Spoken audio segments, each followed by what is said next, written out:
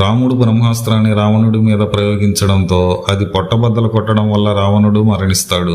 రావణుడు అధర్మపరుడని, అతనికి అంతిమ సంస్కారాలు చేయకూడదని అతని సోదరుడైన విభీషణుడు నిర్ణయించుకుంటాడు.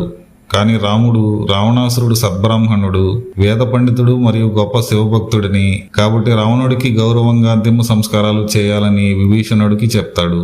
రాముడు కోరిన విధంగానే విభీషణుడు రావణాసురునికి అంతిమ సంస్కారాలు నిర్వహించినట్లు వాల్మీకి రామాయణంలో రాయబడింది.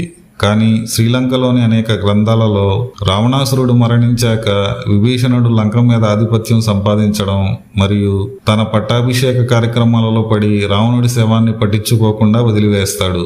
విభీషణుడు తన అన్న భార్య అయిన మండోదరిని వివాహం చేసుకుని లంకను చిరకాలం పరిపాలిస్తాడు. అయితే మరణానంతరం రావణుడి శరీరం ఏమైంది, ఇప్పుడు ఎక్కడ ఉంది వంటి అనేక ఆసక్తికర విషయాలను గురించి ఈ వీడియోలో తెలుసుకుందాం.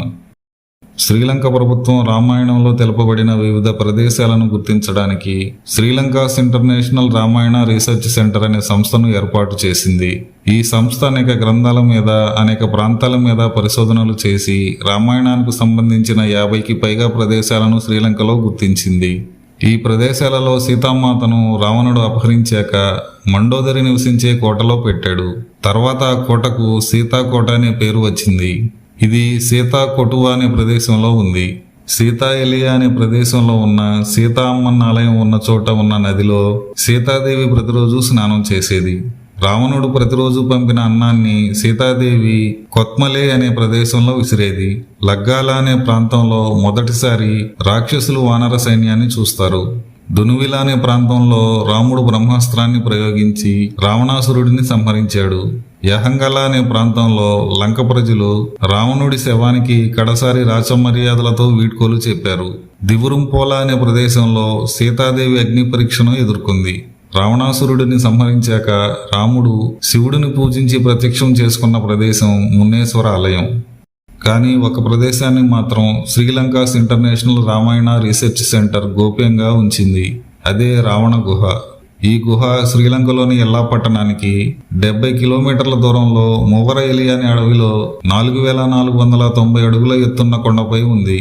22,000 ఏళ్ల కిందట మానవుల చేత నిర్మించబడిన ఈ గుహ 60 అడుగుల ఎత్తు, 50 అడుగుల వెడల్పు, 150 అడుగుల పొడవు ఉంటుంది. ఈ గుహ చేరుకోవాలంటే ఎత్తైన 650 మెట్లను ఎక్కవలసి ఉంటుంది. వీటిలో కొన్ని మెట్లు పూర్తిగా ధ్వంసం కావడం వల్ల ఈ గుహకు చేరుకోవడం చాలా ప్రయాసతో కూడిన పని. ఈ గుహ నుండి అనేక మానవ నిర్మితమైన సొరంగాలు శ్రీలంకలోని ముఖ్యమైన ప్రదేశాలకు చేరుస్తాయి. ఈ సొరంగాల ద్వారా రావణుడు ప్రతిరోజు తన కోటకు, శివారాధన చేసే ఆలయానికి, సీతామాత ఉన్న ప్రదేశానికి, అనేక ఇతర ప్రదేశాలకు వెళ్ళేవాడు. వీటిలో ఒక మార్గం నేరుగా పాతాళంలో రావణుడు దాచిన ఖజానాకు వెళ్తుందని స్థానికుల కథనం. రావణాసురుడు మరణించిన తర్వాత విభీషణుడు రావణుడి శవాన్ని పట్టించుకోకుండా లంకరాజ్యం మీద ఆధిపత్యం సంపాదించడం, పట్టాభిషేక కార్యక్రమాలలో మునిగిపోతాడు.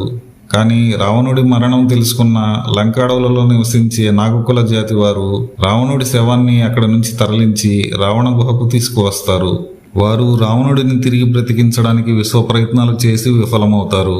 తర్వాత రావణుడి శవం ఎప్పటికీ చెడిపోకుండా ఒక ద్రావణాన్ని లేపనంగా పూసి 18 అడుగుల పొడవు, 5 అడుగుల వెడల్పు ఉన్న పేటికలో భద్రపరిచారు. ఇప్పటికీ కొన్ని క్రూర జంతువులు, ఒక పెద్ద విషనాగు ఈ పేటికకు కాపలా ఉన్నట్లు స్థానిక ప్రజల విశ్వాసం. ఒకవేళ శ్రమ కూర్చి రావణ గుహను ఎవరైనా చేరుకున్నా కొద్ది దూరం మాత్రమే గుహలో లోపలికి వెళ్ళగలరు.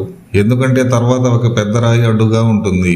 దానిని పక్కకు జరిపి లోపలికి వెళ్లిన అతి కొద్ది మంది మాత్రమే రావణుడి శరీరాన్ని చూసినట్లు స్థానికుల కథనం. రావణుడి మరణం శాశ్వతం కాదని, కలియుగం ముగిసే సమయానికి రావణుడు తిరిగి జీవిస్తాడని నాగకుల జాతి వారి విశ్వాసం.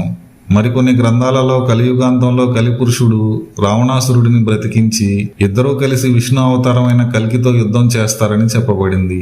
దీనిలో ఎంత నిజం ఉందో కాలమే నిర్ణయించాలి.